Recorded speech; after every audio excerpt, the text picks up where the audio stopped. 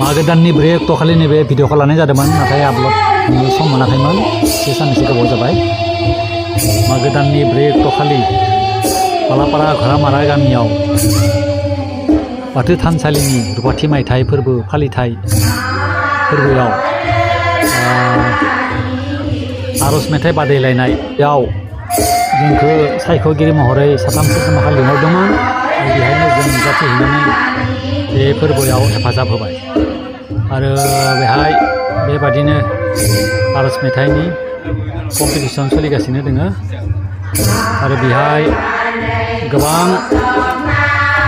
लानो फैदोंमोन आरो सोरबा मोनबाय नाथाय सोरबाफोर बान्था मोनैफोराबो जाहाथे गाज्रि मोना आरो जोंनि हारिमुखौ बेबायदिनो फोथांना लाखिनांगोन धोरोमखौ बेबायदिनो फोथांना लाखिनांगोन गासैनिसिमबो जोंनि गोसो गोरबोनि साननाय दिनै बे फोरबोआव हेफाजाब होनानै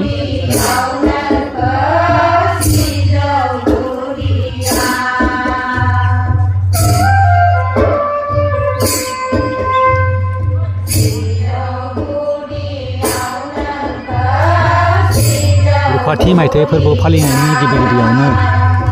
बाथौनि फिरफिला बिरहोनाय जायो बेबादियै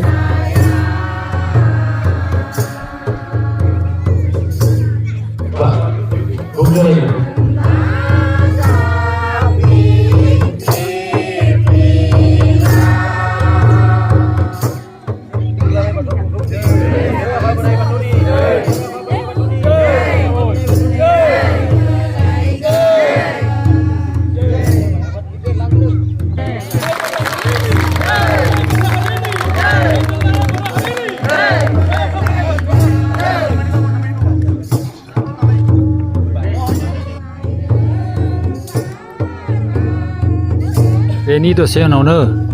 आर'ज मेथाइ बादायलायनाय फोरबोआव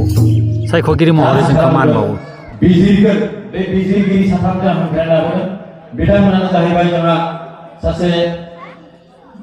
फोरोंगिरि बिथाङा आजिरा मोनबाय बनगाव हायार सेकेन्डारिमोन आरो बिथाङा हारिमुजों लोब्बा थानाय सासे हारिमुनि रोंगौथि गोनां आरो जाहैबाय धरणी भवन बसुमतारी बिथांनि गावनि सिनायथिजों लोगोसे जों गांसे बानजाय फाथिखाय आर'नाइजों मान बावनो लादों गोजोन्थों बेनि उनावहाय दङ जोंहा जोंनि खाथिनिनो हारिमुजों लोब्बा गोनां सनाथि खेराइ आफाद बिथांखौबो गावनि सिनायथिजों लोगोसे गांसे आर'नाइजों मान बावनो लादों बिथां गोजोन्थों बेनि उनावहाय जोंनि गासैनिबो सिनायनाय बिथाङानो जाहैबाय सासे फोरोंगिरि आरो हारिमुजों लोब्बा थानाय बिथाङाबो सासे गोदो रेडिअ मेथाइ खनग्रा खनगिरिमोन बिथाङानो जाहैबाय शैलेन्द्र रामसिन बिथांखौबो गावनि सिनायथि होनाय लोगोजों जोंनि बानजाय फाथिखाय आर'नाइ गांसेजों मान बावनाय जाबाय गोजोन्थों दसे उनावनो असमनि केबिनेट मिनिस्टार मानगोनां रन्जित कुमार दासा फैनानै सफैबाय आरो बिथांखौ स्टेजसिम बेबायदि बरायना लानानै मान बावबाय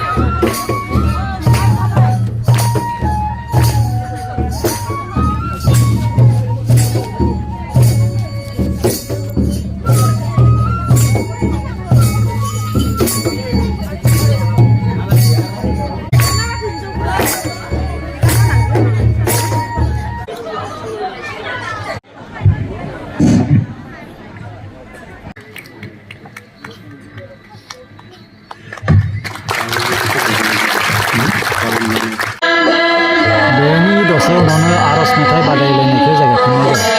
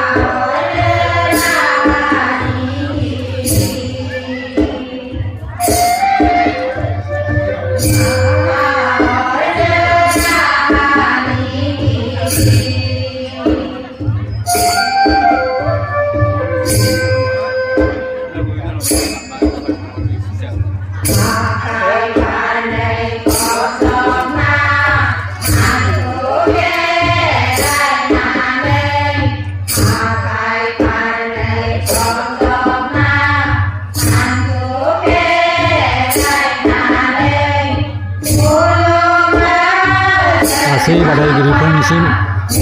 जोंनि गोसो गोरबोनि अनसायनाय बावहरबाय जोंनि हारिनि हारिमु धोरोम गासैखौबो जाहाथे फोथांना लाखिनायाव हेफाजाब होयो बेबादिनो फोथांना लाखिनांगोन जोङो आरो बेहाय सोरबाफोर बान्था मोनबाय सोरबाफोर मोनाखै मोनिफोराबो सान्ति दा खालाम जोंनि धोरोम हारिमुखौ बेबायदिनो जों फोथांना लाखिनांगोन थेंक इउ